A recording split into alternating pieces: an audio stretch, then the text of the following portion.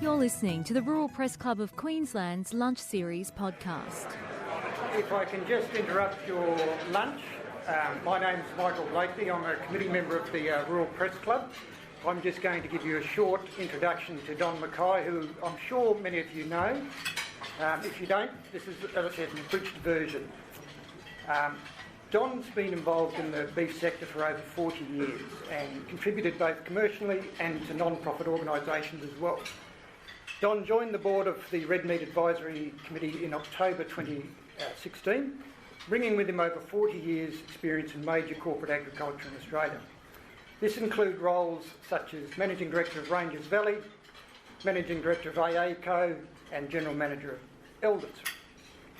Don currently has a number of other non-executive roles, including Chairman of B&W Rural, Director and Chairman of Seymour White, Chairman of New Harvest Investment Management and Non-Executive Director of Thames Pastoral Company. Don's been actively involved in industry for not-for-profit associations in key leadership roles, including immediate past President of the Australian Lot Feeders Association and past President of the Australian Council of Livestock Agents. Don was awarded the Centenary Medal by the Prime Minister for distinguished service to the primary industry.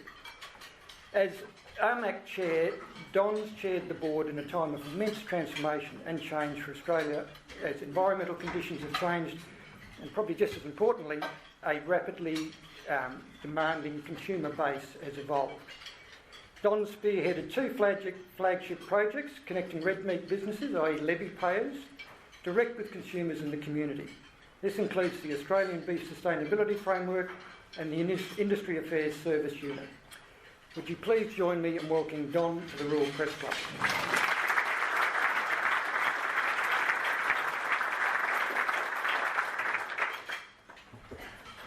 Thank you very much and for that kind welcome, and thank you all very much for being here today, and you can thank me later for the rain. It's a terrific way to start, I must say. You come to these events in a roaring drought and it's a pretty ugly place to be. The discussion is not good, but in the organisations that I'm involved with, there's been a lot of good rain in a lot of areas. There's plenty of places that haven't, but we certainly have some rain in the right place for a change. So look, thank you, Stacey, very much, and the committee for having me here today. I really do appreciate it. A special thank you to Anna, the CEO of ARMAC, for her sort of untiring support and drive in getting all these things done. They're not always popular, but we're giving it our best shot, I can tell you. Welcome to all the red meat levy payers in the room, all the business people, all the colleagues and friends that I've have worked with and enjoy your friendship. I really do appreciate you being here. A little bit about me, although some of it's been said, and I have been fortunate to be in a number of industry roles and chairman of ARMAC for 3.5 years. And ARMAC, as you know, is a body that provides a forum for the whole red meat supply chain. We represent cattle, grass and grain-fed, sheep and goats, as well as live export, processing and also the retail butchers. We also provide advice to the federal government, and I've had to change my advice a number of times, and I have to go back to my previous advice to David Littleproud, who was appointed Minister of Agriculture a few hours ago. And I congratulate David, and he actually sent me a text as I walked in the door, which is very nice. I come from a long farming and grazing family in Western New South Wales and grew up in Dubbo, and as was said, I spent 30 years with Elders, and then had the good fortune to take on the role as Managing Director of AA Company. And during that time there was substantial growth in the business. We relisted the company on the exchange in 2001, and one of the things we did was introduce Wagyu cattle to that company, and I do recall at the time it was a rather controversial thing, spending $10 million to buy a herd of funny looking cattle that look exactly the way you don't want cattle to look. But it was I guess a change of significance for the business. What it did though, of course, it was part of the subsequent development of brands within AA Company, which provided me with the sort of experience that shaped my thinking on the importance of provenance, the importance of customers, their views on our business and its production system, and the importance of building sustainable systems that would support these brands and the claims that come along with those brands. Following my time with AACo, I was fortunate to run Ranges Valley for 8 years, and of course it's one of Australia's leading branded beef businesses, very similar to one that Lockie Hart runs at Stockyard, and that taught me a lot of things. It taught me discipline on what you need to do to build and maintain a brand and a branded meat business in the future. So I think that's one of the really influential things that came to me during that time. So from those experiences, those key lessons, what have I learnt?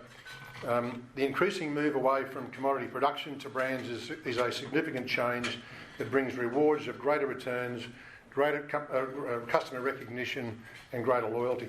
It also brings significant responsibility to live up to those brand promises.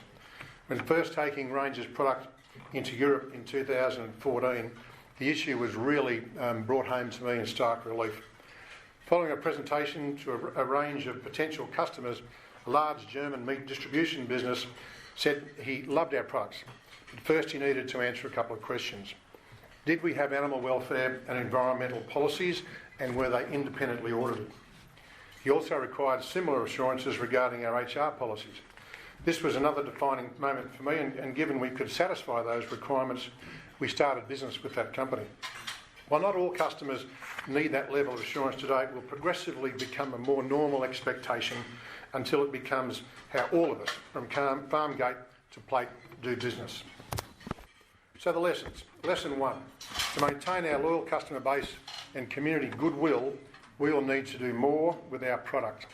Our customers' views on our industry, impact on human health, animal welfare and the environment are shaping our actions now and even more so into the future.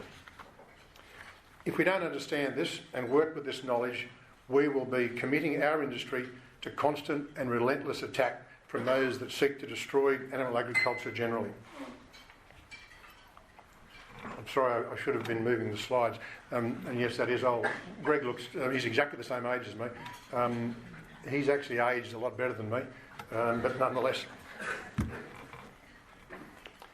So our detractors out there represent a minority with a loud voice, and we must do better than them. Despite this, we have very strong support from customers, community and from government.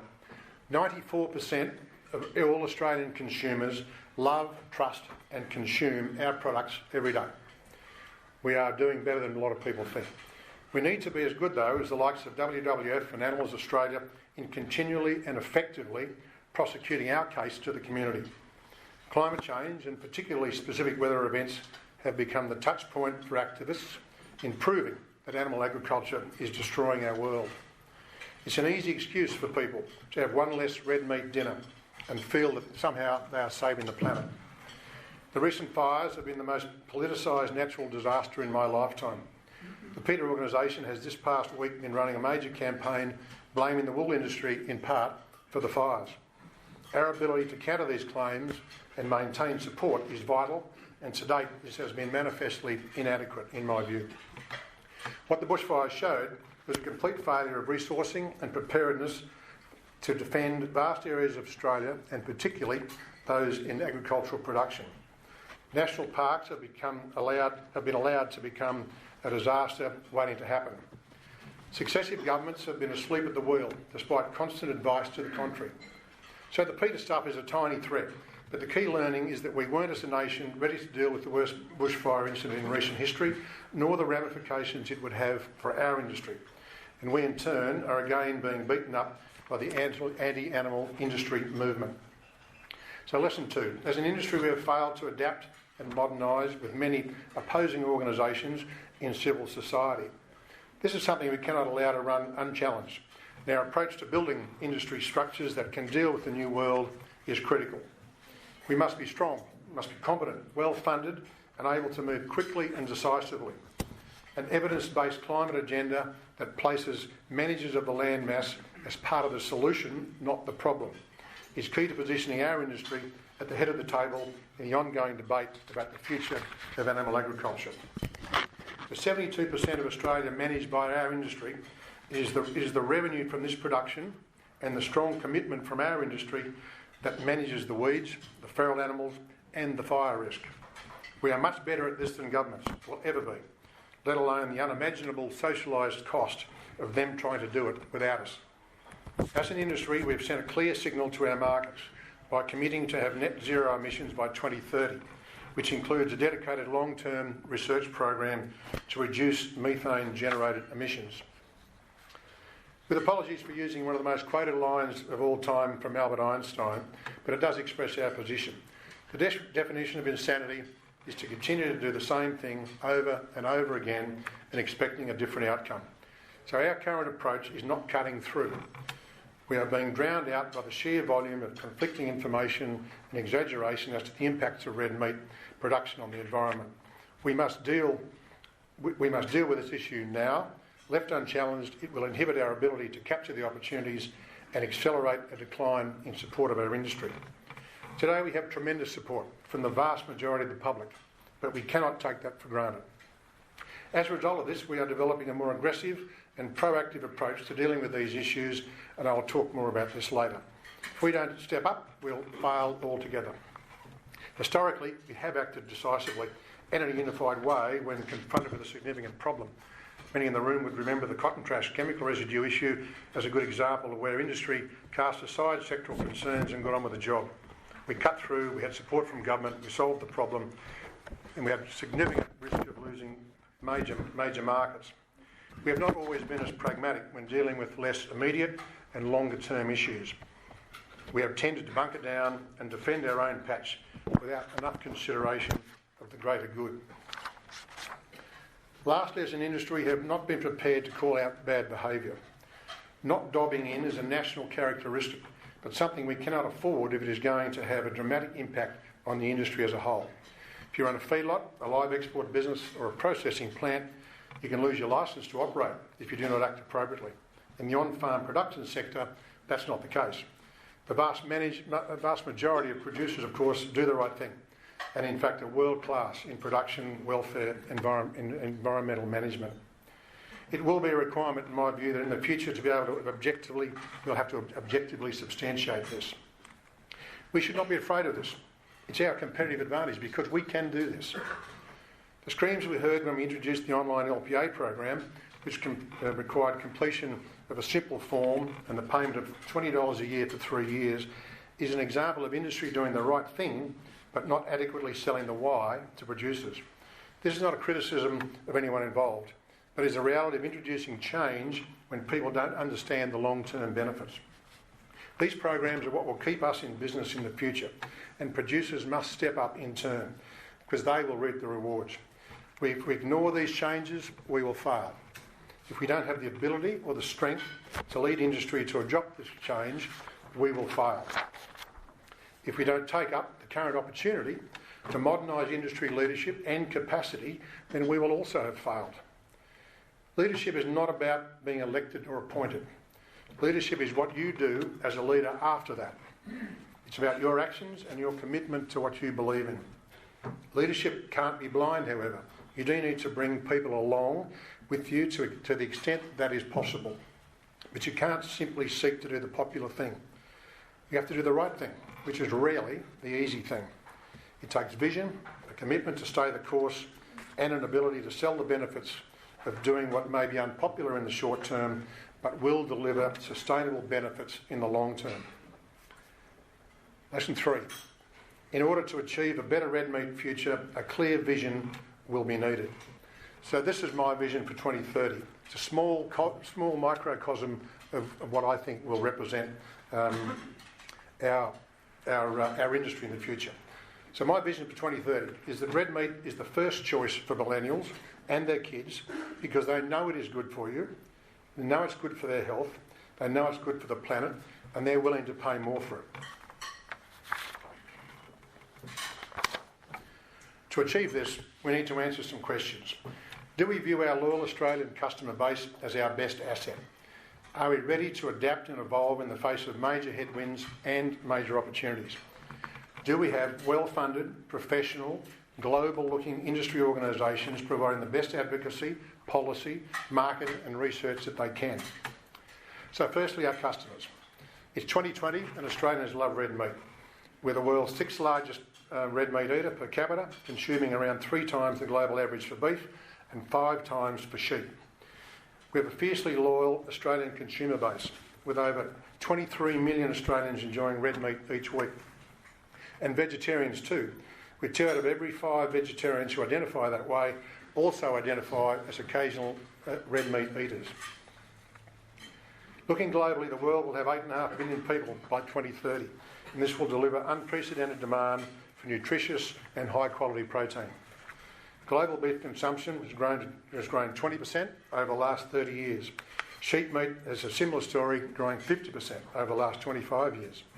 This demand growth will be underpinned by an expanding population, urbanisation and increasing per capita income across the world. We will be challenged by the rise of alternative proteins, which will also influence our ability to continue growing.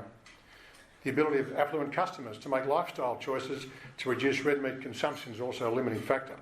But it's a stated assumption that here at home, red meat will remain the beloved product that we all enjoy, and globally, demand will continue to grow.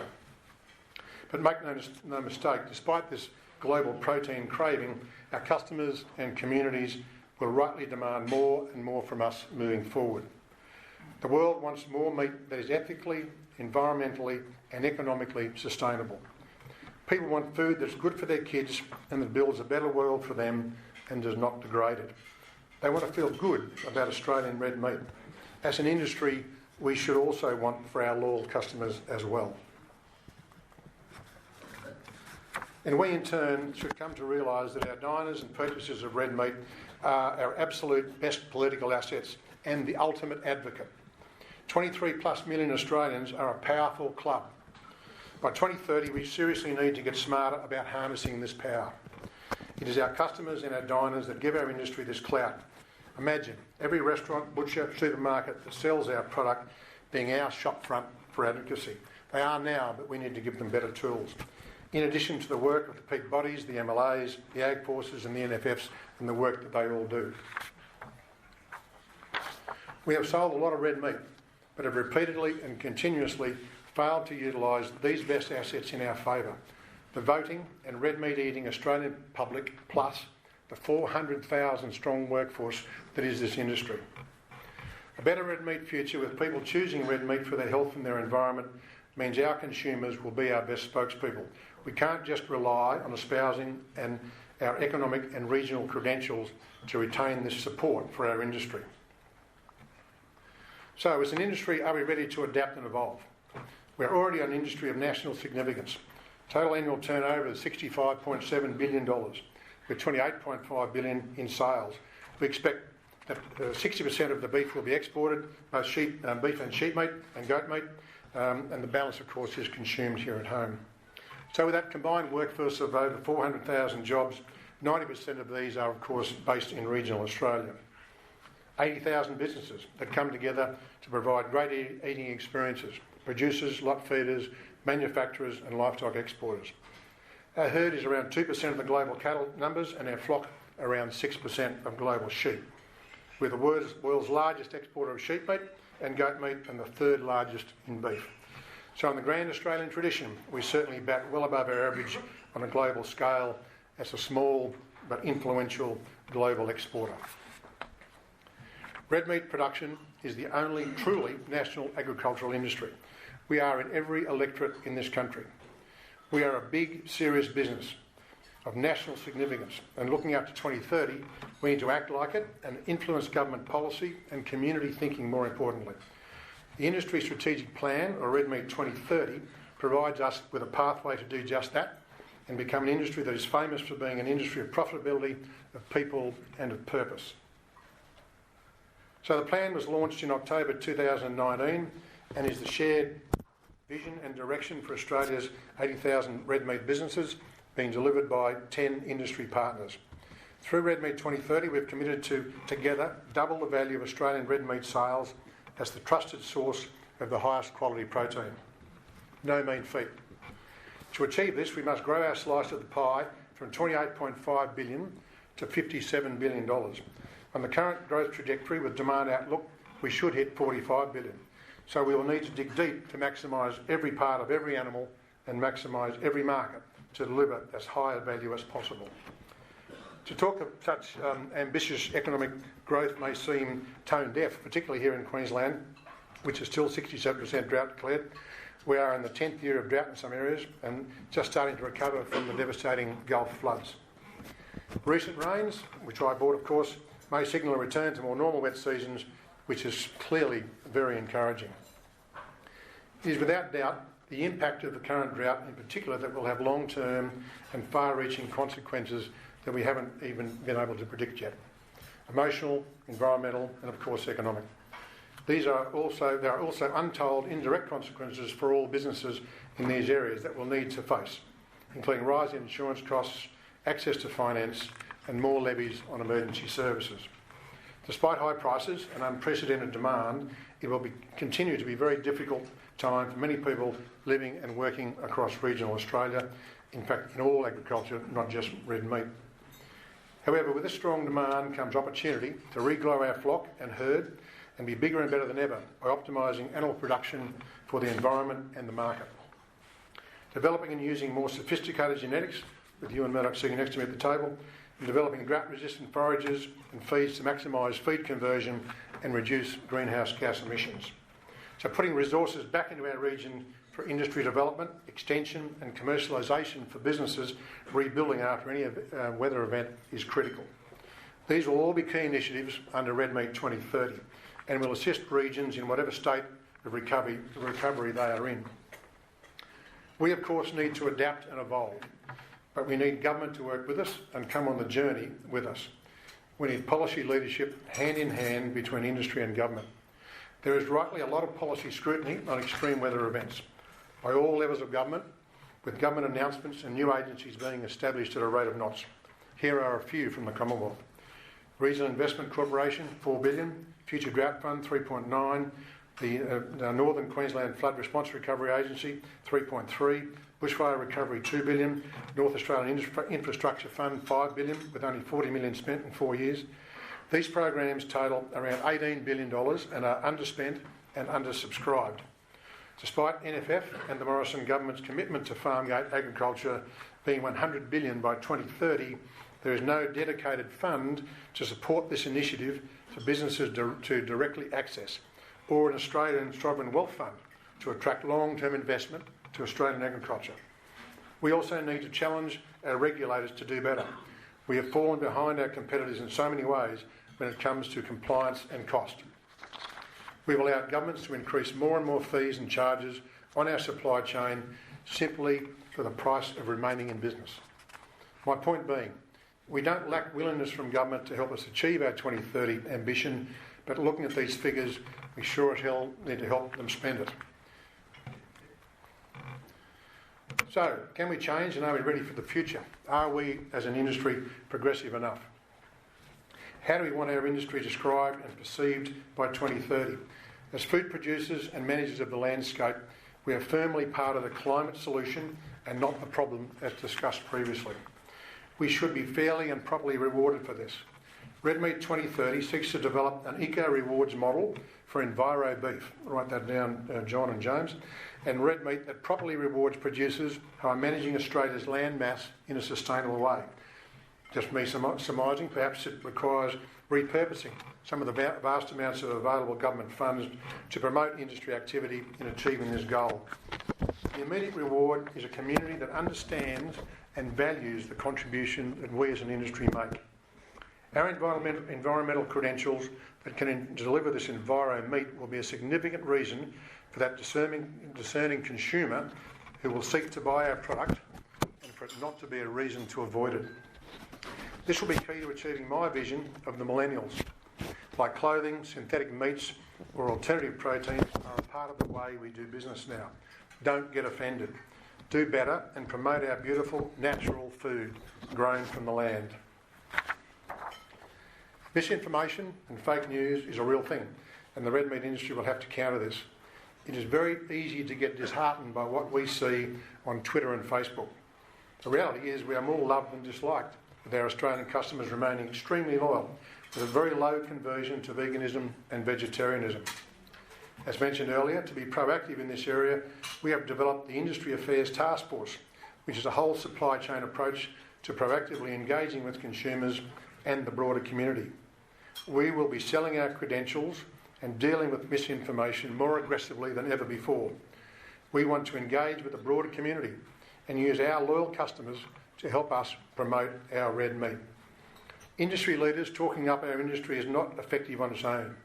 Third-party, believable influences are the key. Describing this immense outlook of amazing opportunity paired with enormous challenges leads me to ask, are we ready for the next 10 years as a group of red meat producers?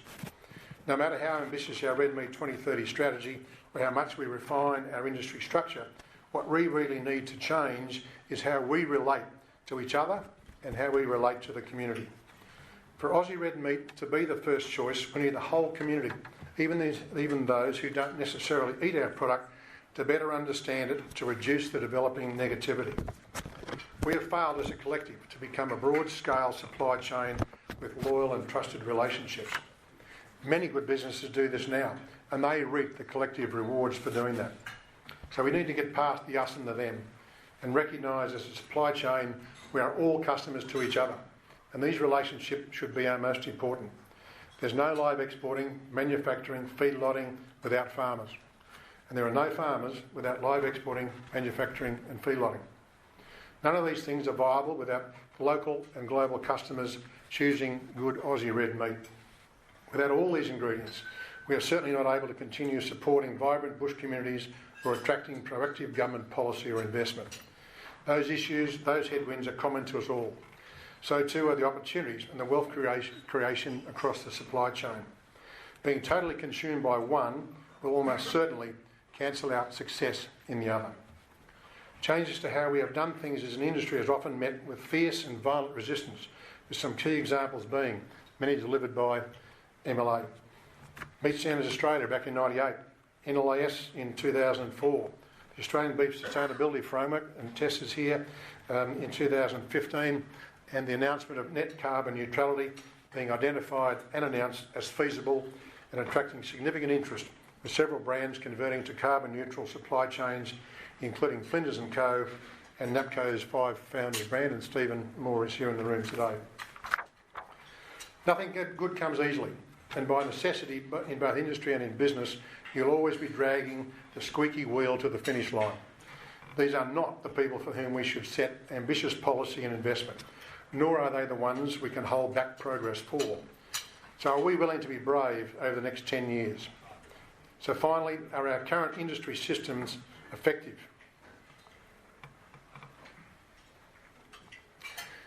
We know that North Sydney or Canberra, in fact here where we are today, is a very long way from farms, feedlots, processing and export. The Rural Press Club Forum has at times provided an opportunity for people to criticise those in industry that represent us. But whilst high on complaints, much of the commentary has overall been low on recommending productive and deliverable solutions, with an odd exception. We are often generators of a false bureaucracy, which is perpetuated by an endless series of industry meetings, after-hours hookups and media releases.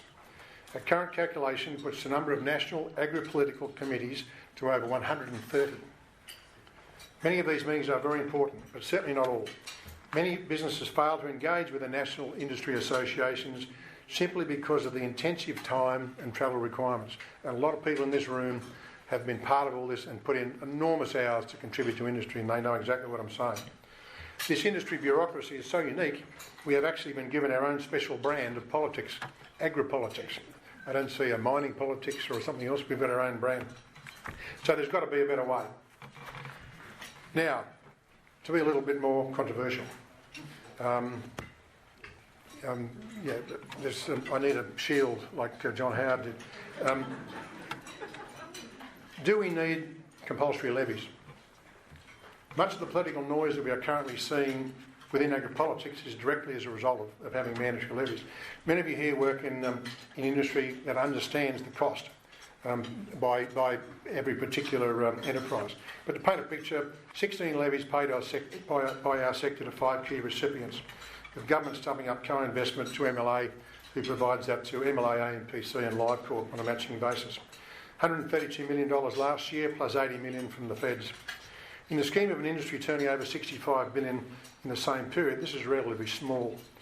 The scale of levies paid ranges considerably, obviously from the one levy to the big companies, and there's a few in the room that could, on multi-levy streams, be paying $1 million, $1.5 million, or in fact more. Businesses rightly want input and ownership over these investments, and businesses of any size who are not directly engaged in this often do not see the value of paying these levies. Other industries do not have mandatory levies or industry service providers and manage innovation and marketing in-house. As a result, their political and advocacy organisations are well-resourced, well-respected and well-run. It therefore begs the question, does paying levies actually form an essential part of a red meat future? Do we want to be paying levies in 2030?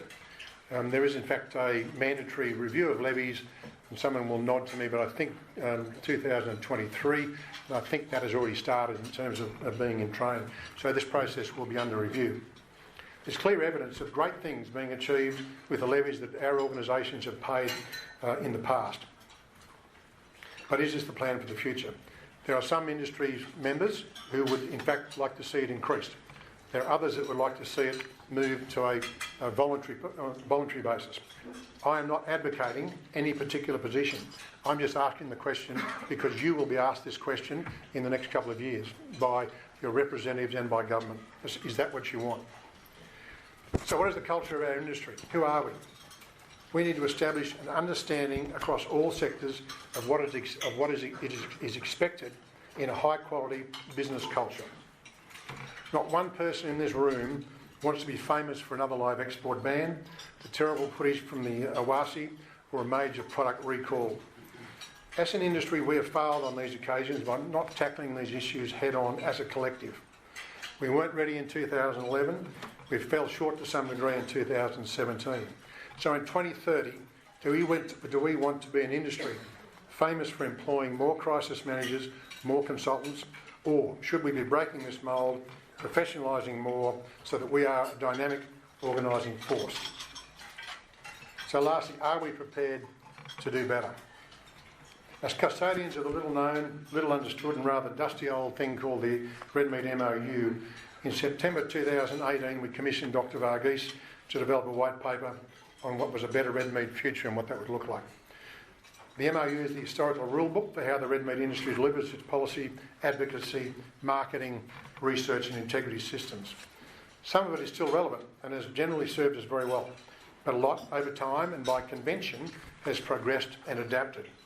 With this in mind, with prosperity and being future ready as our key drivers, we embarked on a year-long consultation that was open to all Australia's 80,000 businesses through the development of the Green and White Paper, examining what a better red meat future looks like.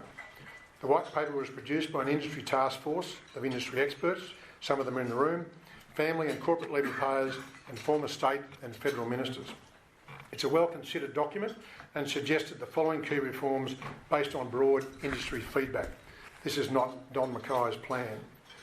Firstly, replace the Red Meat Advisory Council with Red Meat Australia, a powerful organising force to oversee policy, levies and industry strategy. Secondly, combine the functions of AMPC, Live Corp and MLA into a single red meat research provider. And thirdly, combine the functions of the various integrity agencies into a single forum. Since the publication of the paper in July 2019, there have been a lot of stories generated by journalists, some in the room, a lot of briefings, a lot of meetings and a lot of industry debate. But importantly, there has been a lot of serious and thoughtful consideration of how to actively move an industry forward amongst our collective networks. As the Chair, it wasn't easy to hear that RMAC in its current form should no longer exist. But as a lifelong member of this industry, it made total sense to me seeing the inundation of challenges we have. So with this in mind, since July 2019, we, RMAC, and all the directors and the organisation more broadly, have done a few things. We've confirmed support and further refined key recommendations within the White Paper and moved away from some of those concepts within some of the recommendations. These have been challenging conversations to have. The 2030 challenges and opportunities we face have remained our guide. Firstly, Red Meat Australia. So a shared voice for the industry. As an industry with our many stakeholders and many competing interests, we have made it extremely easy to be political targets by both decision makers and those within the industry itself. It's been a divide and conquer approach which has made it very easy for government to say no because they can hide behind the need for one voice and the so-called consensus. Politicians, best of all, know that one voice and consensus is simply not practical, and we've seen some evidence of that in Canberra this week. Over the past months, looking at the suite of challenges before us, from the anti-meat movement to understanding how we will get through the current environmental challenges, it has become clear that pursuing a Red Meat Australia style organisation simply makes sense, in whatever form and whatever scale is best suited and what is agreed by industry. A single or shared voice, Red Meat Australia, Red Meat and Livestock, that does these things, deals with joint high-level issues of government investment and spearheads and exceeds our contribution to the $100 billion plan. That is resourced with the machine we need to counter the anti-meat movement and run a community relations campaign at scale and harness the power of Australia's 23 million consumers, as opposed to just meat marketing. That is the voice in Canberra for every Australian red meat business and red meat and livestock business on the shared issues for our industry. That will be led by industry, with businesses from across the supply chain making up its board. The company should not, however, be the conduit for all levies paid, which was a recommendation of the white paper. Autonomy should remain within individual subsectors to best capitalise on their competitive advantage. Nor should this company undertake the traditional business-to-business marketing function. Secondly, a single red meat service provider. If we are to be a genuine supply chain, it makes sense for there to be a single levy payer organisation for industry-led marketing, innovation and extension. This needs to be business-centric with a core charter of connecting levy payers with research and knowledge directly relevant to their production, their region or their business. It should promote excellence in business and advance levy payers to move from commodity producers to generators of highest value livestock and meat products. But make no mistake, the charter of a service provider is to deliver, to elevate industry output and should not simply be concerned about the lowest common denominator.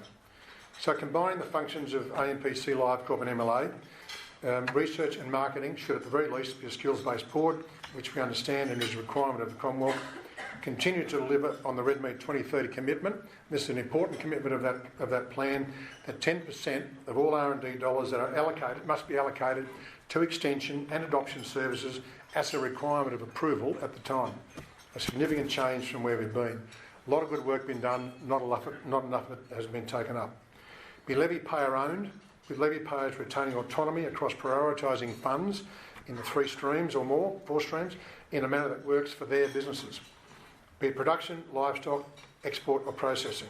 This would be supported by industry advisory panels or task forces to prioritise the delivery of Red Meat 2030 by species and by subsector.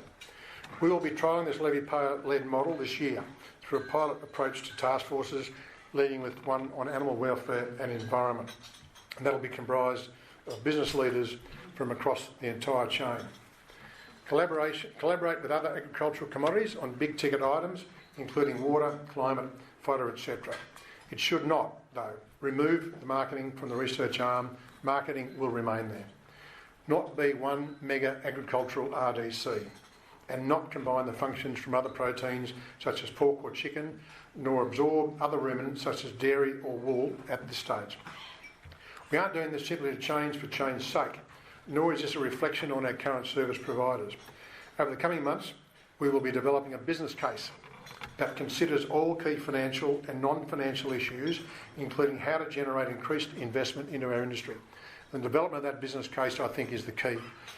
Here we have an opportunity to stop talking about this, but see what it actually looks like and does it make sense. So we will be undertaking that work over the next few months. And lastly, a single forum for integrity systems.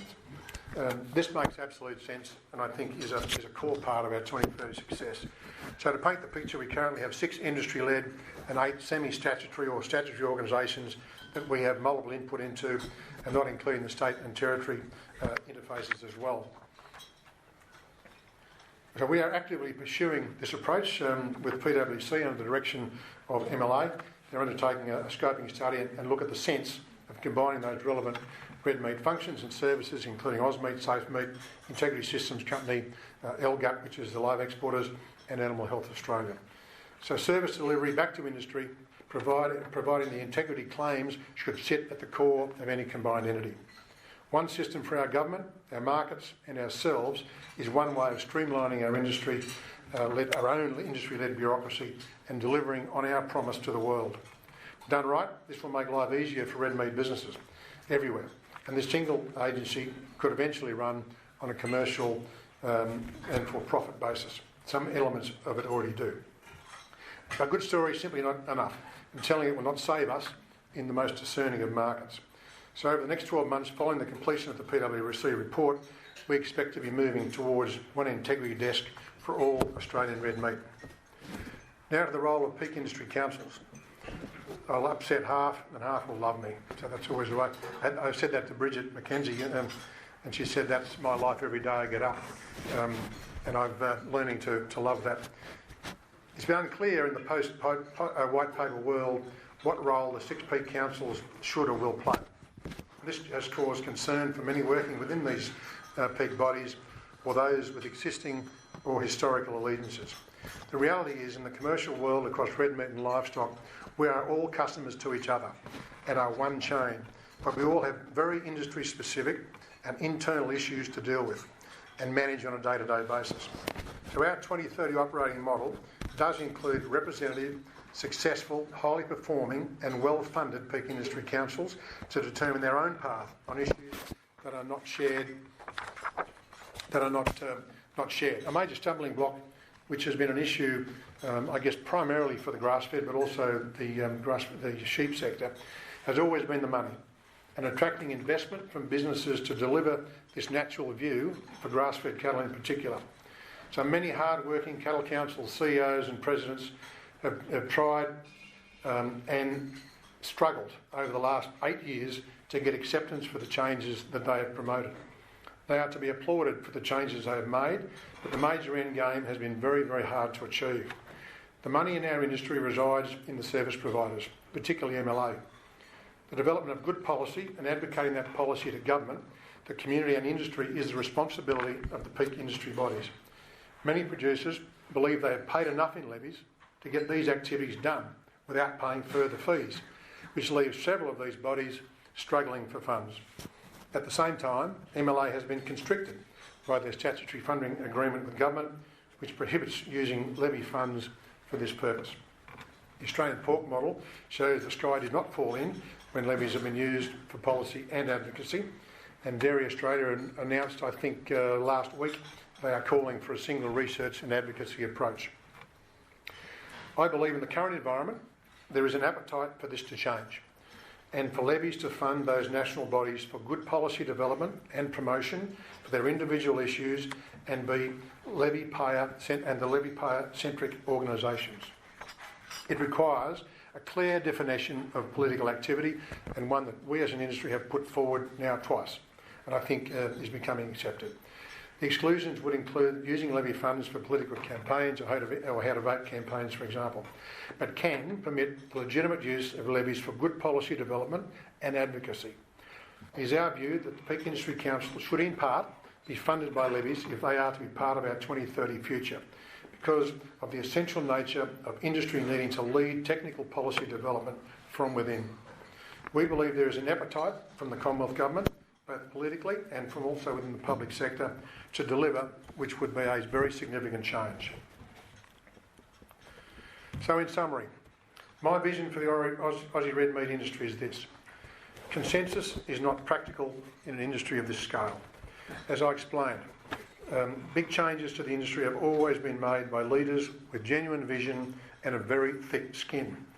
We certainly don't want to be famous for perpetuating endless attempts at agri-political restructures that does little for our red meat businesses.